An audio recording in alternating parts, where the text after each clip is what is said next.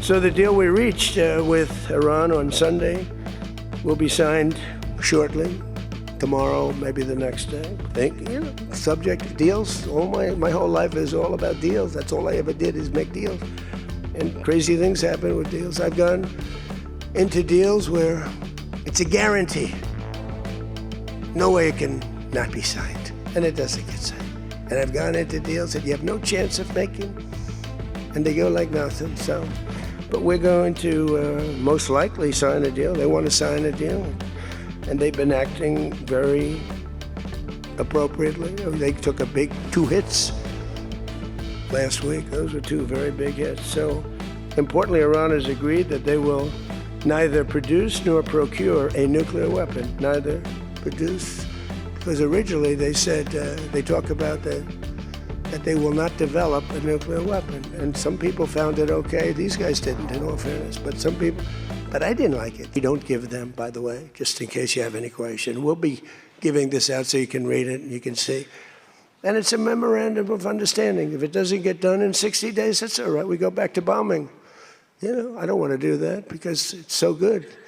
But we might have to, because we're never going to let them have a nuclear weapon. But they've agreed not to, and you'll see that very clearly in the agreement. But then the second phase of that was they were building, or they were enriching material, as they say. I call it nuclear dust. They were enriching material under granite mountains. Granite being, for those not in the construction business, granite being a very strong, the strongest stone. It's not as pretty as marble, but it's much stronger. It's a lot stronger. Like the new granite I put on the stairs of the White House going to the Oval Office, the black granite, it's rated 1 million years plus. No marble's rated that. Marble's rated 100 years if it's outside. So these are granite mountains. And the B-2s came along and they hit those air shafts in the dark at 1 o'clock in the morning with no moon. They had a beam going right up everywhere. Those guys did a job, and then they were criticized by certain members of the press, like CNN, for possibly not doing that much damage. And it turned out that the damage was far greater. Those mountains collapsed right on top of everything. Nobody's going to get that for a long time. Unless we want to get it, we'll get it. But we're the only ones that can. And they say China has the equipment to get it, and we have the equipment to get it. And it's actually not valuable. Not a lot of value, but we'd like to get it psychologically, but nobody's touching it. We also have cameras. That's what Space Force is. We have the greatest military in the world, by the way. But I'm proud of Space Force because I started it. We have Space Force cameras on every single door, well, there are no doors. They've been pretty well shattered, but every area of that.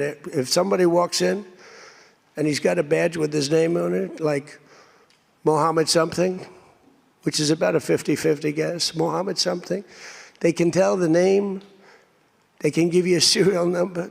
We can see things you wouldn't believe, the quality of the stuff that we have. That's why we've been so successful. That's why our blockade will go down in the annals of history as being unbelievable. Nobody's ever seen a blockade like that. It's like a steel wall. So what happened is we then terminated that, and I call it the nuclear dust, and that was the end of that. But if we didn't hit that with the B-2 bombers, or if it wasn't successful, they would have had a nuclear weapon, a nuclear bomb at a very high level, not the highest, but it would have been a very high level.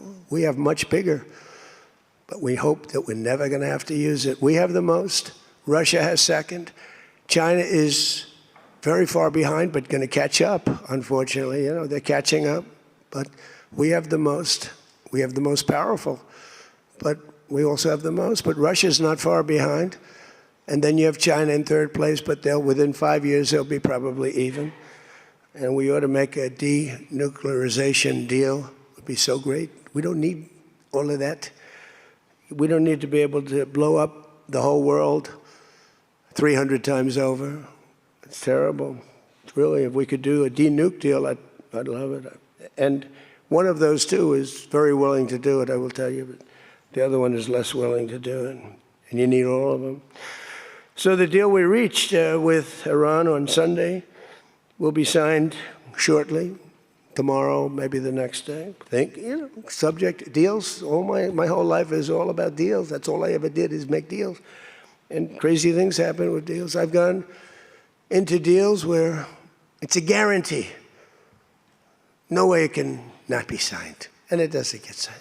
And I've gone into deals that you have no chance of making, and they go like nothing. But we're going to most likely sign a deal. They want to sign a deal. And they've been acting very appropriately. They took a big 2 hits last week. Those were 2 very big hits. So importantly, Iran has agreed that they will neither produce nor procure a nuclear weapon. Neither produce, because originally they said, they talk about that they will not develop a nuclear weapon. And some people found it okay. These guys didn't, in all fairness. But some people, but I didn't like it. Said it won't develop. I said, what happens if they should buy? I don't know. It's very dangerous for somebody to sell, because whoever sells them a nuclear weapon will get nuked themselves. If they sold a nuclear weapon, only a few that could do it, they would be nuked. They wouldn't have that country long. So it's a very dangerous thing for somebody to do. But I wanted it in there. So it's develop, procure, buy, anything. And you'll see that when you see the agreement, but it's appropriate that we release the agreement. And we did send a copy to Israel, by the way. They've been a good partner.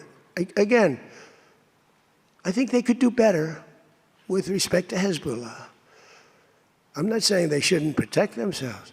I'm saying when 2 drones are shot into the desert and drop harmlessly, you don't have to knock down buildings in Beirut. They could behave better. And frankly, they could do a better job. I love them as a partner. They were terrific. But they could do a much better job with Hezbollah. On that, I don't think they're doing well.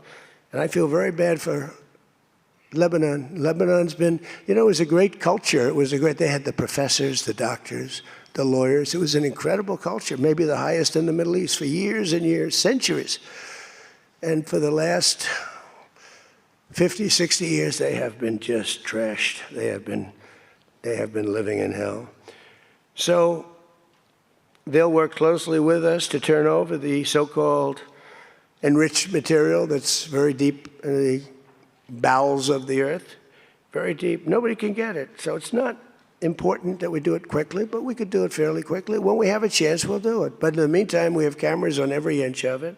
Nobody can do it. And if they do, we'll hit them with Patriots, that's all. And they'll be gone. And they know that. Technical discussions on the removal of all stockpiles of enriched materials will begin immediately. We're going to start that immediately.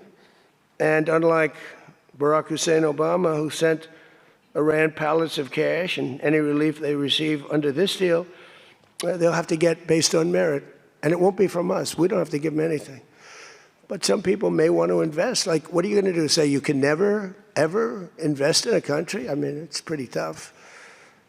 I don't mind being tough, but it's pretty crazy. You can invest in a country. You can invest in any country you want, but you can't invest there. Well, they need investment because we did $1.5 trillion, maybe $2 trillion worth of damage. So somebody's going to have to help them out. There's no guarantee about helping them out. And could be their neighbors will help them out a little bit. I don't know. But it's a lot of money. Almost nobody has that kind of money. That's the kind of damage that was done. But we're not investing any money. There was a fake story. There was a fake news story that got a man, a person, a good person. J.D. made a statement. It was a perfect statement. And they reported it in a very strange way. But that's why it's fake news, I guess. So we don't give them money. We don't give them any of that.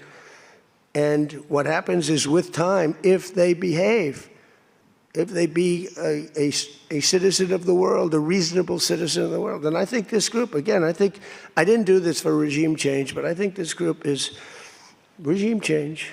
I mean, hey, the first group is dead. One little morning, having breakfast, the whole group, they thought they'd never be caught because we never bombed during breakfast, but we bombed. And they all, 88 people. And I'm not proud of that at all. But the second group came in and they were very unreasonable too. And they were all gone. They were all gone. And then the third group, we've been dealing with them. A couple left this planet, but We've been dealing with them. And again, they've been fine. I mean, I've had a lot easier. I've had some easier ones. They're tough, they're smart. Maritime traffic through the Strait of Hormuz has already increased very substantially, and the normal flow of energy will resume in the coming days, and trillions of dollars will be made by the world, and the stock market will, I believe, continue to rise. The only difference is that a player that's very volatile, very tough, very smart, frankly, they have, in one way, a primitive culture, but it's also a genius primitive culture. They're very smart people, very good negotiators, but so are we. So rather than possibly going into a depression, rather than having your favorite president be Herbert Hoover, I was always the one I didn't want to be. I wouldn't have preferred Nixon. I wouldn't have preferred, there are plenty I wouldn't prefer, but the one I always thought of, Herbert Hoover, and he caused it. He raised taxes too fast, and he raised interest rates too fast, all at the same time. And it caused the Great Depression. So I don't think I'll make mistakes like that. I lower taxes, I don't raise taxes. In fact, we just gave you the largest tax decrease, largest tax cut in the history of our country. So we'll be working on a parallel effort with the Gulf nations to address non-nuclear issues, such as the conventional ballistic missiles, which we'll be talking about, and support. I mean, they have to have some because other people have some. You got to have some. Somebody said, you shouldn't give them one. I mean, I have guys, I like some of these guys, but I don't think they're smart. Sir, you shouldn't let them have any missile. I said, well, what am I going to do? Am I going to let Saudi Arabia have missiles, but they can't have them? Yes, sir. It doesn't work that way, It doesn't work that way. And missiles aren't the problem. Missiles they hurt a little location, but they don't blow up the planet. So the Gulf nations will address the non-nuclear issues. As we'll be talking about the ballistic missiles, and we'll talk also about the terrorist proxies that they have. That we don't want that to happen. But I want to thank our partners in both Pakistan and Qatar. These people work so hard. And they knew him a little bit. In the case of Pakistan, quite well. In the case of Qatar, they were sort of at odds. And Qatar was great because they had right next door. When I flew from there, from that location to Saudi Arabia, I'd fly for 40 minutes, and I'd fly to UAE for 40 minutes, to great leaders there, by the way. In the case of Saudi Arabia, the father's still alive, and he's fantastic, and the son is going to be great. He's going to be great. The Crown Prince and Mohammed at UAE is an incredible warrior. He was dropping bombs. Last week I said, who the hell's dropping all those bombs? It was UAE. He's a good fighter, Mohammed. But every administration for decades has sought to get Iran to relinquish its nuclear ambitions, but the threat only got bigger. The words got bigger and bigger and stronger and bigger, and nothing ever happened. And Iran got stronger and tougher. If we didn't blow them up the first time and then blow out those weapons, they would have been unstoppable. This should have done, what I'm doing and what I did, should have been done years ago. Would have been much easier, much less firepower. But it wasn't. And again, I want to thank all those countries, and I want to thank Israel and Bibi Netanyahu. So obviously the breakthrough would not have been possible without the unprecedented pressure the United States put on the regime over the past year and a half. But again, it started a long time ago. It started with the death of Soleimani. That was a big deal. No president in history has ever been tougher on Iran than I have, and they know that. And by the way, if they don't honor the agreement, or some things aren't even mentioned in the agreement, it's a memorandum of understanding, but we have an understanding of certain things without writing it. And if they don't honor that, we'll probably go back to bombing them until they honor it, It's amazing what bombs can do. So I say it.